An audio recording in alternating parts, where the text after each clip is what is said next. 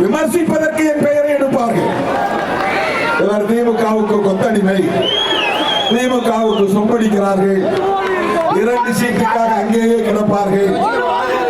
மூடர்களே, அற்பர்களே, உங்களுக்கு களத்தில் பணியாற்றிய அனுபவம் இருந்தால் சிறுத்தைகளின் வரலாறு உங்களுக்கு தெரிந்திருக்கும். சிறுத்தைகளின் போராட்டம் என்ன என்பது உங்களுக்கு தெரிந்திருக்கும். இந்த 25 ஆண்டு கால தேர்தல் அரசியலில் விடுதலை சிறுத்தைகள் எடுத்திருக்கிற ஒவ்வொரு நிலைப்பாடும்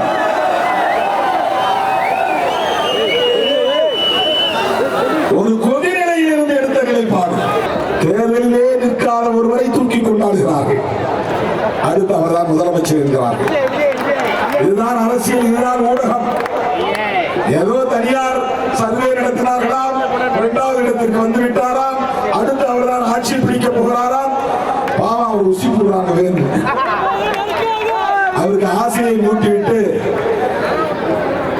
உள்ள வந்து களமிறங்கி விளையாடுங்க. அவர் சொல்றார், 2026 தேர்தலில் 2 பேருக்கு இடையில் தான் போட்டி. ஒரு பக்கம் டிஎம்கே, இன்னொரு பக்கம் டிவிகே. அதுல என்ன சொல்ல வர்றாரு தெரியுமா? எடப்பாடி பழனிசாமி அவர்களே, நீங்க போட்டி இல்ல, உங்களை விட நாங்க தான் பெரிய சக்தி. போட்டி இப்ப வந்து திமுகவோட கிடையாது. 2வது இடத்தில் யார் என்பதுதான் விஜய்க்கும் எடப்பாடிக்கும் போட்டி. 2வது இடம் யார் என்பதுதான் அண்ணாமலைக்கும் விஜய்க்கும் போட்டி. இந்த தமிழக அரசியல் களத்தில் 2வது இடத்தை யார் பிடிப்பது? அப்ப யாருக்கு சண்டை நடக்குதுன்னா, அரசியல் சண்டை நடக்கிறது என்றால் எடப்பாடி பழனிசாமிக்கும் விஜய்க்கும் சண்டை நடக்குது. திமுக கூட்டணியோட அவர் மோத முடியாது. அது அவர்களே ஒப்புதலாக்கம் தருகிறார். நாங்க எங்க 2 பேருக்கு இடையில தான் போட்டி. யாருக்கு அவர் பதில் சொல்றாரு? அது திமுகவுக்கு சொல்ற பதிலா கிடையாது. எங்க 2 பேருக்கு இடையில தான் போட்டினா, ஏற்கனவே எதிர்கட்சியாக இருக்கிற அண்ணா திமுகவுக்கு விடுக்கிற சவால். அண்ணா திமுகவுக்கு ஒரு நெருக்கடியை தருகிறார். நீயா நானா 2வது இடம். அவர்களே ஒரு ஒப்புதல் வாக்குமூலம் தருகிறார்கள். திமுக தலைமையிலான மதசார்பற்ற முற்போக்கு கூட்டணி தான் முதன்மையாக இருக்கிறது. அதை எதிர்க்கிற வலு அதிமுகவுக்கு இல்லை, அதை எதிர்க்கிற வலு பாஜகவுக்கு இல்லை, அதை எதிர்க்கிற வலு எங்களுக்கு தான் இருக்கிறது என்று இன்னும் வார்டு எலெக்ஷனில் கூட நிற்காத ஒரு கட்சி 65 எம்எல்ஏக்களை வைத்திருக்கிற அதிமுகவுக்கு சவால் விடுகிறது. இப்ப நீங்க 2 பேரும் சண்டை போடுங்க, எங்களோட அந்த சண்டை இல்லை. விடுதலை சிறுத்தைகள் கட்சி திமுக கூட்டணியில் இருக்கிறது அப்படின்னு சொல்றாங்க. அது உண்மைதான். ஆனால் ஒரு உண்மையை நீங்கள் மறைக்க கூடாது, மறந்துவிடக் கூடாது. விடுதலை சிறுத்தைகளும் சேர்ந்து உருவாக்கிய மதசார்பற்ற முற்போக்கு கூட்டணியில் இருக்கிறோம். அடிக்கோடிட வேண்டும். மதசார்பற்ற முற்போக்கு கூட்டணி முத்தமிழறிஞர் கலைஞர் உருவாக்கிய கூட்டணி. அதனுடைய தலைமை திமுக, அதனுடைய தலைவர் தளபதி ஸ்டாலின். அந்த கூட்டணியில் விடுதலை சிறுத்தைகளும் இடம்பெற்றிருக்கிறோம் என்றால் மதசார்பற்ற முற்போக்கு கூட்டணியை உருவாக்கியதில் விடுதலை சிறுத்தைகளுக்கும் பங்கு உண்டு. அப்படி என்றால் அந்த மதசார்பற்ற முற்போக்கு கூட்டணியின் வெற்றியை உறுதிப்படுத்த வேண்டியது விடுதலை சிறுத்தைகளின் பொறுப்பாகும். நம்முடைய பொறுப்பு. திமுகவை வீழ்த்த வேண்டும் என்பது பலருக்கும் ஆசையாக இருக்கலாம். ஆனால் அது வெறும் திமுகவை வீழ்த்துவது என்று பொருள் அல்ல. திமுக தலைமையிலான மதசார்பற்ற முற்போக்கு கூட்டணியை வீழ்த்துவோம் என்று சொல்லுகிறார்கள். விடுதலை சிறுத்தைகள் இருக்கிற வரையில் எந்த கொம்பனாலும் இந்த கூட்டணியை வீழ்த்த முடியாது. ஆணவத்தோடு சொல்லவில்லை, அகந்தையோடு சொல்லவில்லை, அரசியல் புரிதலோடு சொல்லுகிறேன். யதார்த்த உண்மையில் இருந்து சொல்லுகிறேன். விடுதலை சிறுத்தைகள் இடம் பெற்றிருக்கிற அணிதான் தமிழகத்தில் வெற்றி பெறும் என்பதை மீண்டும் உறுதிப்படுத்த வேண்டிய ஒரு வரலாற்று விடுதலை சிறுத்தைகள் எடுத்திருக்கிற உறுதிமிக்க கொள்கை நிலைப்பாடுதான் காரணம். அவர்களை தடுமாற வைத்திருப்பது விடுதலை சிறுத்தைகள் நிலைப்பாடுதான். எடப்பாடியை அமித்ஷாவை நோக்கி நகர்த்தியது விடுதலை சிறுத்தைகள் நிலைப்பாடுதான். தமிழக வெற்றி கழகத்தை சார்ந்தவர்கள் விரக்தியால் பேசுவதற்கு காரணம் விடுதலை சிறுத்தைகள் எடுத்த நிலைப்பாடுதான். இதுதான் இன்றைய தமிழக அரசியல். அப்படி சுற்றி சுழற்றி பார்த்தால், சுற்றி வளைத்து பார்த்தால், தமிழக அரசியலின் மைய புள்ளியாக இன்றைக்கு விடுதலை சிறுத்தைகள் இருக்கிறது என்பதை மறந்துவிடக்கூடாது. விவாதங்களில் பேசுகிறவர்கள் அதை கடந்து போவார்கள், பேச மாட்டார்கள். அதனால் திருமாவளவனுக்கு ஒரு முக்கியத்துவம் கிடைத்துவிடும் என்று பேச மாட்டார்கள். திருமாவளவனை மயக்குகிற ஆற்றல் பெற்ற யாரும் இந்த மண்ணில் இன்னும் பறக்கவில்லை. திருமாவளவனை நிலை பேசுகிற துணிச்சல் பெற்றவர்கள் யாரும் இங்கே பறக்கவில்லை. நான் திருவண்ணாமலையில் நிறைந்த பல ரிஷிமார்கள் தங்கியிருப்பதாக சொல்லப்படுகிற இடம் இது. ராமகிருஷ்ணர் ரமணருடைய ரமண மகரிஷியுடைய புனித தலம் என்று போற்றப்படுகிற ஒரு இடம். அந்த இடத்தில் இருந்து நான் சொல்லுகிறேன், அரசியல் களத்திலும் ஒரு பற்றற்றவனாக இருந்துதான் நான் பணியாற்றிக் கொண்டிருக்கிறேன்.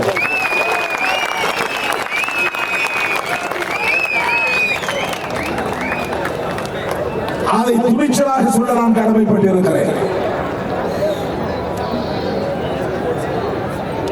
திமுகவுக்கு வக்காலத்து வாங்குவதோ, திமுகவுக்கு முட்டுக் கொடுப்பதோ, திமுகவை தாங்கி பிடிப்பதோ விடுதலை சிறுத்தைகளுக்கான வேலை இல்லை. அப்படி விட்டுக் கொடுக்கக்கூடிய அளவுக்கு திமுக பலவீனமாகவும் இல்லை, தாங்கி பிடிக்கக்கூடிய அளவுக்கு திமுக சாய்வு இல்லை. எத்தனையோ பல ஜாம்பவான்களை எல்லாம் வீழ்த்தி மீண்டும் மீண்டும் ஆட்சி கட்டளில் ஏறிய இயக்கம் திராவிட முன்னேற்ற கழகம் என்பது வரலாறு. யார் யாரோ முயற்சித்து பார்த்தார்கள், என்னென்னவோ பகிரத முயற்சிகள் எல்லாம் எடுத்தார்கள். அவர்களை எல்லாம் இடது கையால் ஓரமாக புறந்தள்ளிவிட்டு வீரர்களை போட்டுக் கொண்டிருக்கிற ஒரு இயக்கமாக இந்த களத்திலே திமுக இருக்கிறது என்பதை யாரும் மறுக்க முடியாது. அந்த உண்மை உங்களுக்கு கசக்கலாம், ஆனால் கசந்தாலும் அதுதான் உண்மை. கசந்தாலும் அதுதான் உண்மை.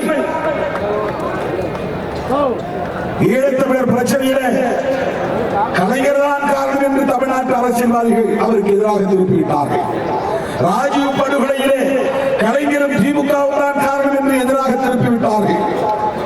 ராஜீவ் படுகொலைக்கு பிறகு 1991 நடைபெற்ற சட்டமன்ற பொதுத் தேர்தலில் திமுக 2 இடங்களில் தான் வெற்றி பெற்றது, அழிந்தே போனது என்றார்கள். மீண்டும் பீனிக்ஸ் பறவை போல திமுக ஆட்சி கட்டிலை கைப்பற்றியதை நாம் பார்த்தோம். இதெல்லாம் நாம் கற்றுக்கொள்ள வேண்டிய பாடம். விமர்சனங்களை நாம் கண்டு அஞ்சக்கூடாது, அவதூறுகளை கண்டு நாம் ஒருபோதும் கலங்கக்கூடாது. நம்மை பிடிக்காதவர் ஒருபோதும் நம்மை ஏற்றுக்கொள்ள மாட்டான், பாராட்ட மாட்டான், போற்ற மாட்டான், வாழ்த்த மாட்டான், ஊக்கப்படுத்த மாட்டான். எப்போதும் விமர்சித்துக் கொண்டேதான் இருப்பார். இதுதான் கலைஞரின் அரசியல், நாமும் கற்றுக்கொள்ள வேண்டிய அரசியல், நாமும் கற்றுக்கொள்ள வேண்டிய அரசியல். நம்மை சீண்டுவார்கள், தூண்டுவார்கள், ஆசை காட்டி பார்ப்பார்கள். நம்ம தம்பியை சில பேர் இந்த யூடியூப் சேனலுக்கு ஆசைப்பட்டு போய் பேட்டி கொடுக்குறாங்க. இந்த முன்னணி தோழர்கள், திருமாவின் தம்பியாக இருந்து நீங்கள் அரசியல் பணி செய்ய வேண்டும். எவன் காட்டுகிற மயக்க வித்தைகளுக்கு நீங்கள் ஆட்பட்டு விடக்கூடாது. அதெல்லாம் தற்காலிகமான 2 நாள் உங்களுக்கு மட்டும் வர்றது வயரில் ஆர்டிபிஷியல் இன்டெலிஜென்ஸ். நீங்க உங்க படத்தை பார்த்தீங்கன்னா மறுநாள் உங்களுக்கே அது வந்துகிட்டு இருக்கும். நிறைய பேருக்கு தெரியாது. நீ பேட்டி கொடுத்ததே போய் அப்படி எவனாவது வாயை சீன்றதுக்குன்னு கூப்பிடுவோம். பேட்டி கொடுக்காதீங்க, தேர்தல் வரைக்கும் வாயை முடிக்கிட்டு இருக்காரு. கட்சியினுடைய முன்னணி தோழர்களுக்கு நான் சொல்றேன், முன்னணி தோழர்களுக்கு நான் தோழர்களோடு சுட்டி காட்ட விரும்புகிறேன். உங்களை வாங்க தோழர், உங்க நிலைப்பாட்டை எடுத்து சொல்லுங்க தோழர். உங்க பேட்டியை நாங்கள் வைரல் ஆக்கி விட்டுறோம்னா அதனால என்ன பயன்? இந்த கூட்டணியை உடைப்பதற்கு பல சதி வேலைகளை செய்து கொண்டிருக்கிறார்கள். கூலி வாங்கிக் கொண்டு செயல்பட்டுக் கொண்டிருக்கிறார்கள். அதற்கு நாம் ஒருபோதும் இடம் கொடுத்து விடக்கூடாது. சங்கிகள் இந்த மண்ணிலே கால் ஊன்றுவதற்கு அவர்களின் உத்தி என்னவென்றால், முதலில் அதிமுகவை பலவீனப்படுத்துவதுதான், திமுகவை பலவீனப்படுத்துவதல்ல. அவர்களின் இம்மீடியட் டார்கெட், உடனடியான இலக்கு என்பது திமுகவை எதிர்த்து நிற்கிற அடுத்த எதிர்கட்சி பாஜக என்பதை 2026 நிலைப்படுத்த வேண்டும் என்பதுதான்.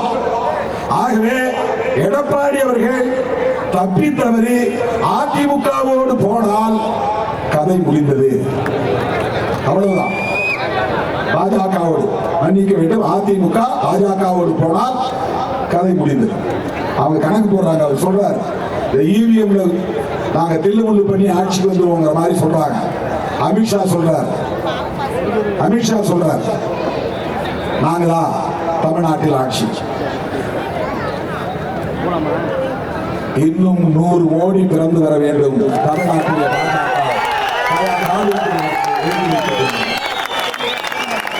விடுதலை சிறுத்தைகள் இருக்கிற வரையில் அந்த கதை நடக்காது. அழுத்தமாக சொல்ல கடமைப்பட்டிருக்கிறது. உங்களை விரட்டி அடிக்கிற வரையில் சிறுத்தைகள் ஓய மாட்டோம். இந்த மண்ணில் காணொலிகளுக்கு ஒருவரும் அனுமதிக்க மாட்டோம்.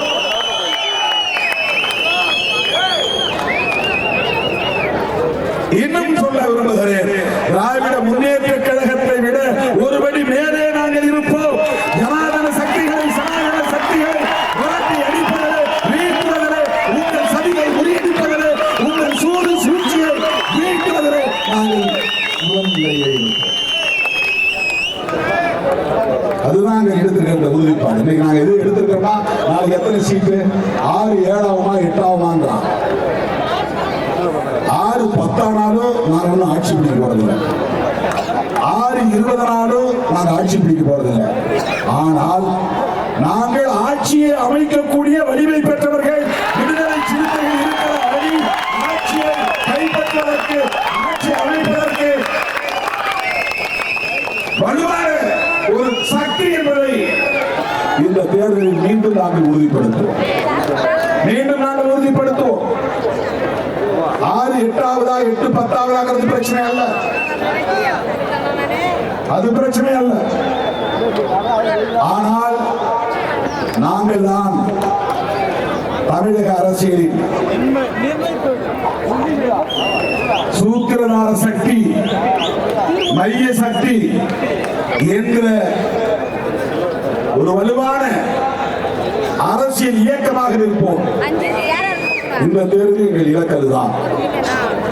நீங்க யோசித்து பாருங்க, பெரியார் வெளிவந்த திராவிட முன்னேற்ற கழகம் ஆட்சியில் இருக்கிற போது, சமூக நீதியை உயிர் மூச்சாக கொண்டிருக்கிற திராவிட முன்னேற்ற கழகம் ஆட்சியில் இருக்கிற போது, அண்ணா மடியில் தவழ்ந்து, பெரியார் அரவணைப்பில் வளர்ந்து, முத்தமிழறிஞர் கலைஞரின் வழிகாட்டுதலில் வளர்ந்து, இன்றைக்கு ஆட்சி பீடத்தில் அமர்ந்திருக்கிற தளபதி ஸ்டாலின் அவர்கள் முதலமைச்சராக இருக்கிற போது நாம் வேங்கவேல் போன்ற பிரச்சனைகளை எதிர்கொள்ள நேருகிறது. அதற்காக போராட வேண்டி இருக்கிறது. அவரிடத்தில் உரிமையோடு நாம் பேச முடிகிறது, உரிமையோடு வலியுறுத்த முடிகிறது. அவருக்கும் நம்முடைய கட்சிக்கும் இடையிலான கொள்கை நேர்வழியில் நேர்கோட்டி இயங்குகிற கொள்கைகள்.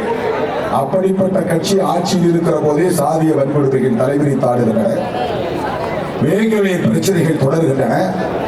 அதற்கான போராட்டங்கள் நடத்த வேண்டும் என்று நாம் நெருக்கடிக்கு ஆளாகிறோம். சாதி இருக்கட்டும் என்று சொல்லுகிற சனாதன கும்பல் ஆட்சிக்கு வந்தால் என்ன ஆகும் என்பதை எண்ணி பார்க்க வேண்டும். எதிர்கட்சியாக இருக்கிற எடப்பாடி பழனிசாமி ஏன் இதுவரையில் வேங்கவேல் போகவில்லை என்று பேசியதுண்டா? அவரே பேசவில்லை. இது எவ்வளவு பெரிய வாய்ப்பு! திமுக அரசுக்கு எதிராக நெருக்கடி கொடுப்பதற்கு எவ்வளவு பெரிய வாய்ப்பு! எப்படி தலித் மக்கள் மீது என்ற வழக்கை நீங்கள் திருப்பி விட்டீர்கள் என்று ஏன் பேச தயங்குகிறார்? எது தடுக்கிறது? யார் அவரை தடுக்கிறார்கள்? தலித்துகள் பாதிக்கப்பட்டால் கேள்வி எழுப்ப மாட்டோம் என்பது எவ்வளவு பெரிய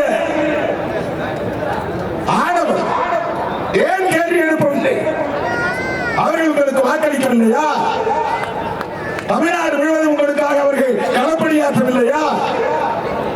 அப்படிப்பட்ட ஒரு சமூகத்தை சார்ந்தவர்கள் பாதிக்கப்படுகிற போது அதை பற்றி சட்டமன்றத்தில் கூட பேசுவதற்கு அதிமுக ஏன் தயங்குகிறது?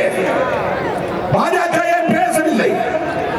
அந்த கூட்டணி இடம்பெற்றவர்கள் ஏன் பேச தயங்குகிறார்கள்? நாங்க ஒரே கூட்டணியில் இருக்கிறோம். தளபதி ஸ்டாலின் அவர்களின் தலைமையில் இருக்கிறோம். நாங்க பேசுகிறோம், நாங்க கேட்கிறோம். இந்த புலன் விசாரணை எங்களுக்கு நம்பிக்கை இல்லை என்று சொல்லுகிறோம். இதைவிட வேறு என்ன துணிச்சல் வேண்டும்? இதைவிட வேறு என்ன நேர்மை திறமை வேண்டும்? இதைவிட வேறு என்ன மக்கள் மீதான பற்றுதல் வேண்டும்? அவங்களுக்கு என்ன கவலைனா, என்னடா இவனை வச்சு உடைக்கலான்னு பார்த்தோம், உடைக்க முடியுது.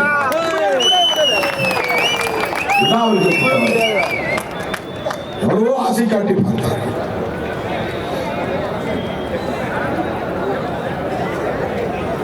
ஒரு குன்றிமணியை கூட தூக்கி போட முடியவில்லை, ஒரு அங்குலம் கூட அசைய முடியவில்லை, இங்கே அவர்கள் மாறாட்ட முடியவில்லை. தமிழ்நாட்டில் மட்டும்தான் அவர்கள் தொடர்ந்து தொடர்ந்து மூக்கரு பெற்று நிற்கிறார்கள், பல்லுடை பெற்று நிற்கிறார்கள். தாமரை மலர்ந்தே தீரும் என்று அண்ணாமலைக்கு முன்பு எத்தனையோ பேர் சொன்னவர்கள் உண்டு. அதற்கு சில பேர் தாமரை போன்ற, தாமரைங்கிறது ஒரு வகையான தோல் நோய், அந்த தாமரை வேண்டுமானால் பலரும் என்று சொன்னார்கள். அது மலராது. அதுதான் நடந்தது. ஏனென்றால் இங்கே திராவிட இயக்கம் என்று சொல்லப்படக்கூடிய திமுக அதிமுக மட்டுமல்ல தோழர்களே, என் உயிரின் உயிரான விடுதலை சிறுத்தைகளே, இந்த சாதி பெயரை சொல்லிக் கொண்டு சில கூலி கும்பல் நமக்கு எதிராக விமர்சனங்களை எழுதி கொண்டிருக்கிறார்கள். தம்பி கொடியை விமர்சனங்களை எழுதி கொண்டிருக்கிறார்கள். நாம் திமுகவுக்கு ஆதரவு தெரிவிப்பதை கொச்சைப்படுத்துகிறார்கள். அவர்களும் சனாதன கும்பலுக்கு விலை போகக்கூடிய கூலி கும்பல் தான். அதை நினைவிலே கொள்ளுங்க. பெரியாருக்கு முன்னோடியாக ஆரியத்தை எதிர்த்தவர்கள், பார்ப்பனியத்தை எதிர்த்தவர்கள், பிராமணர்களின் சூது சூழ்ச்சியை முறியடித்தவர்கள் இந்த குடியில் பிறந்தவர்கள் தான். அந்த திராவிடத்தை அழிப்போம் என்கிறது பாஜக. அந்த திராவிடத்தை அழித்தொழிப்போம் என்கிறது RSS கும்பல். அந்த திராவிட அரசியலை வீழ்த்துவோம் என்கிறது மோடி அமித்ஷா கார்ப்பரேட் கும்பல். அந்த திராவிடத்தை அழிப்போம் என்கிறது போலி தமிழ் தேசிய கும்பல். அந்த திராவிடத்தை அழிப்போம் என்று இன்றைக்கு பல பேர் கிளம்பி இருக்கிறார்கள். திருமாவளவனை தாண்டி, சிறுத்தைகளை தாண்டி ஒருவனும் அறிவித்து வைக்க முடியாது தமிழக அரசியல். திராவிட முன்னேற்ற கழகம் இந்த திராவிட அரசியலை காப்பாற்றுகிறதோ இல்லையோ, விடுதலை சிறுத்தைகள் காப்பாற்றுவோம். அது எங்களுக்கான வரலாற்று கடமை, அது எங்களுக்கான அரசியல் கடமை. திராவிடம் என்பது நீ நினைப்பதை போல ஒரு நிலப்பரப்பு அல்ல. திராவிடம் என்பது நீ கொச்சைப்படுத்துவதை போல 4-5 மொழிகளின் கலவை அல்ல. திராவிடம் என்பது ஆரியம் என்கிற சனாதனத்தின் பகை. அது சனாதன பகை அரசியல். அதனால்தான் திருமாவளவன் இப்படி உரத்து பேச முடிகிறது, துணிந்து பேச முடிகிறது. 2 சீட்டு 3 சீட்டுக்காக போகிறார்கள். அந்த மூடர்களின் விமர்சனங்களை ஒருபோதும் நீங்கள் பொருட்படுத்த வேண்டாம். அவர்களுக்கு பதில் சொல்ல வேண்டாம், அவர்களுக்கு பதில் சொல்ல வேண்டாம். சாதி ஒழிப்பு என்பது ஒரு கட்சியால் முடியாது, ஒரு ஆட்சியால் முடியாது. அது ஒரு பண்பு மாற்றம். அது நீண்ட நெடிய கால போராட்டத்தின் விளைவாக நிகழ வேண்டிய ஒன்று. அதற்கு விடுதலை சிறுத்தைகளின் தலைமைத்துவம் மிக முக்கியமானதாக இருக்கிறது, இன்றியமையாததாக இருக்கிறது. இந்தியாவிலேயே விடுதலை சிறுத்தைகளை தவிர இந்த பார்வை உள்ள இயக்கம் அம்பேத்கர் இயக்கங்களே கிடையாது. இந்த பார்வை உள்ள இயக்கம் அம்பேத்கர் இயக்கங்களே கிடையாது. சாதி ஒழிப்பையும், தமிழ் தேசியத்தையும், பாட்டாளி வர்க்க அரசியலையும், பெண் விடுதலையையும், ஏகாதிபத்திய எதிர்ப்பையும் ஒரே களத்தில் முன்னெடுக்கிற ஒரு மகத்தான புரட்சிகர இயக்கம் விடுதலை சிறுத்தைகள் கட்சி. கள்ளக்குறிச்சி மாணவி ஸ்ரீமதி கொல்லப்பட்ட போது அதை எதிர்த்து 10,000 பேரை திரட்டி போராட்டம் நடத்தினோம், அதுவும் உண்மைதான். வேங்கவையலுக்காக போராடினோம், அதுவும் உண்மைதான். இன்றைக்கும் போராடுகிறோம், அதுவும் உண்மைதான். நாளைக்கும் போராடுவோம், அதுவும் உண்மைதான். தொடர்ந்து போராடுவோம், அதுவும் உண்மைதான். ஆனாலும் திராவிட முன்னேற்ற கழகத்தின் தலைமையிலான மதசார்பற்ற முற்போக்கு கூட்டணியை சிதறடிப்பதற்கு ஒருபோதும் இடம் கொடுக்க மாட்டோம். அது எங்களால் நிகழ்ந்தது என்ற களங்கத்தை ஒருபோதும் நாங்கள் செய்ய மாட்டோம். நாங்கள் இடம் கொடுத்தால் தான் தம்பி நீங்கள் கனவு காணுவது பலிக்கும். திருமாவளவன் பலவீனமானால் தான் நீ 2வது இடமா 1வது இடமா அல்லது 0வாங்கிறது தெரியும். இது ஒன்று மட்டும் நீ வச்சீங்க. இன்றைக்கு தமிழ்நாட்டு அரசியலின் ஒற்றை துரும்பு சீட்டு விடுதலை சிறுத்தைகள் கட்சி தான், அதை நாங்கள் நிலைநாட்டுவோம். இது ஏதோ நான் கூட்டத்தை பார்த்துவிட்டு உணர்ச்சி செய்யப்பட்டு பேசுகிறேன் என்று எண்ணிவிட வேண்டாம். ஏதோ எல்லோரும் போல் ஆவேசமாக கத்தி பேசினால் கவனத்தை ஈர்க்க முடியும் என்று நான் பேசவில்லை. எனக்கும் ஆத்திரம் வரும், ஆவேசம் வரும். அநீதியை கண்டிக்கிற இடத்துல சும்மாதான் ஆவேசமா கையை கால ஆட்டி பேச மாட்டேங்க. அது வெறுமனக கூட்டத்தை கவர்ந்து இருப்பதற்கான ஒரு நடிப்பு. அப்படி நான் என்னுடைய 35 ஆண்டு கால அரசியல் வரலாற்றில் செய்வதில்லை. அநீதி இழைக்கப்படுகிற இடத்தில் திருமாவளவனின் ஆத்திரம் உச்சத்திலே ஆவேசம் வெடிக்கும். கூட்டணியில் இருப்பதனால் ஒருபோதும் நாங்கள் கைகட்டி நின்றதில்லை.